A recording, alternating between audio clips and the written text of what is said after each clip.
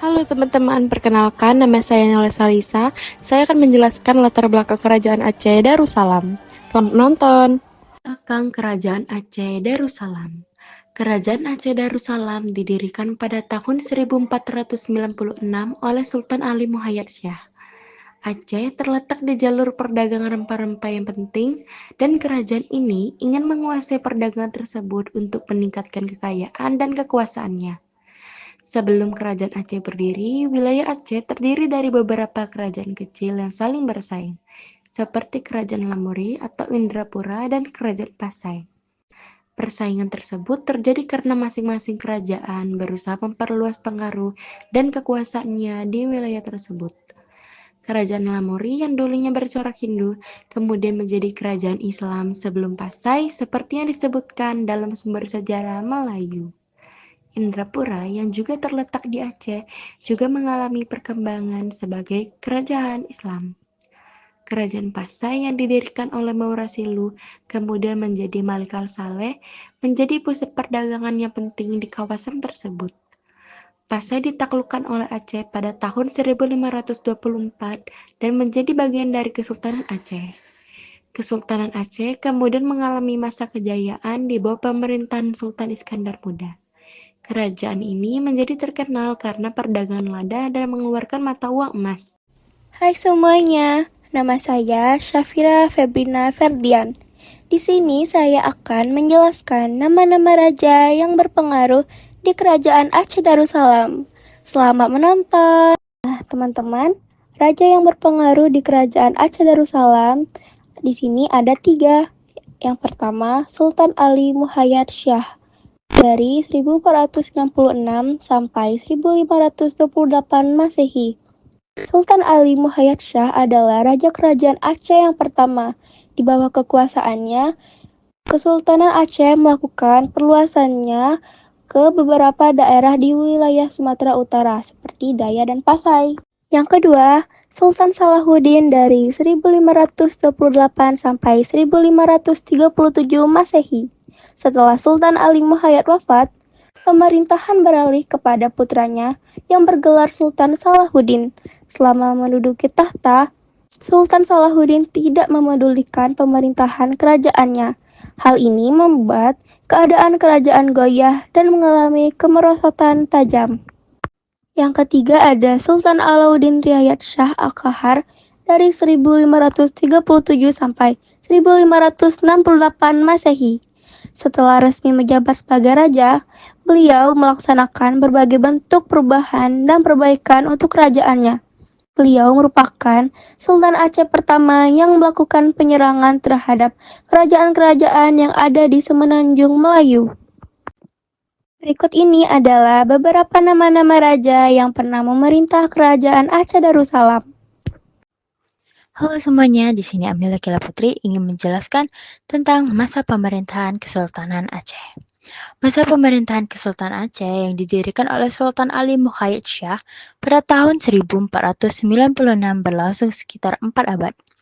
Berakhir dengan kekalahan melawan Belanda pada awal abad ke-20. Puncak kejayaan Kesultanan Aceh terjadi pada masa pemerintahan Sultan Iskandar Muda pada tahun 1607 sampai 1636. Kerajaan Aceh mencapai kejayaannya karena letak strategisnya di jalur perdagangan internasional dan kekuatan militernya. Berikut adalah masa-masa pemerintahan Kerajaan Aceh Darussalam. Masa-masa pemerintahan Kerajaan Aceh Darussalam yang pertama adalah sistem politik.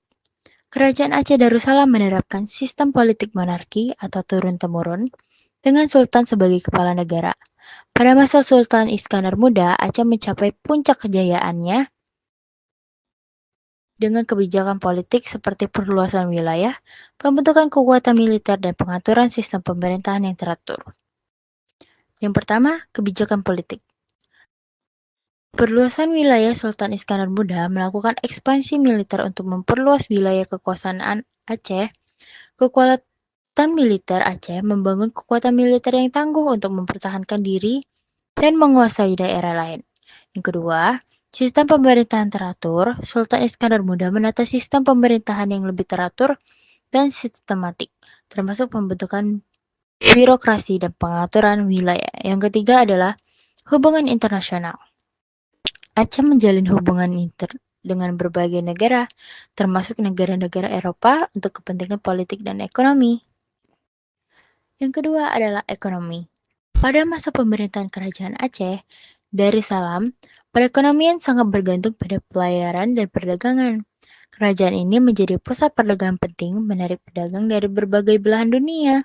Selain itu, Aceh juga memiliki komoditas lokal seperti lada, beras, dan produk pertanian lainnya yang menjadi daya tarik bagi para pedagang. Berikut adalah beberapa poin penting mengenai ekonomi Kerajaan Aceh Darussalam. Yang pertama ada posisinya strategis, yang kedua perdagangannya yang subur, yang ketiga komoditas lokal, yang keempat sistem perdagangan bebas, yang kelima pajak perdagangan, yang keenam perluasan kekuasaan, dan yang ketujuh adalah pengelolaan moneter. Yang ketiga terdapat bidang sosial. Dalam bidang sosial, kerajaan Islam memberikan perhatian khusus pada agama Islam, terutama pada masa Sultan Iskandar Muda dan Iskandar Tan. Mereka mendukung dakwah para sufi dan tokoh agama Islam sehingga ajaran Islam semakin meluas di Aceh. Masyarakat Aceh juga terseksir dalam beberapa golongan yaitu tuku, bangsawan, dan tuku ulama, uli balang, prajurit, dan rakyat biasa. Mata pencarian masyarakat Aceh pada masa itu juga didominasi dengan perdagangan pertanian dan kerajinan seperti tuku emas dan kapal. Berikut adalah beberapa poin penting mengenai kehidupan sosial Kerajaan Aceh Darussalam. Yang pertama, keagamaan. Yang kedua, struktur sosial. Yang ketiga, mata pencarian. Yang keempat, perdagangan. Yang kelima, pendidikan. Yang keenam, sistem politik.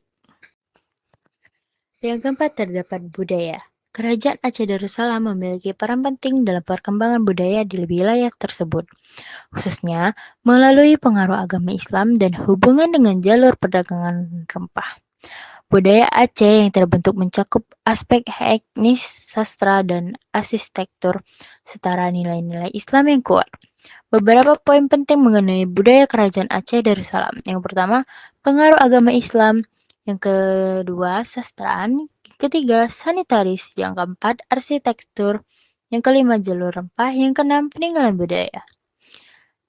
Lalu berikutnya ada teman saya yang akan menjelaskan tentang bukti-bukti peninggalan Kerajaan Aceh Sriwijaya. Di sini saya akan menjelaskan bukti-bukti peninggalan Kerajaan Aceh Darussalam. Yang pertama ada Masjid Raya Baitur Rahman. Masjid Raya Baitur Rahman yang menjadi pusat peradaban dan pendidikan Islam di Nusantara. Masjid yang berdiri sejak tahun 1612 ini masih lestari, bahkan menjadi wisata religi yang menarik wisatawan lokal dan mancanegara. Yang kedua, meriam Kerajaan Aceh Darussalam.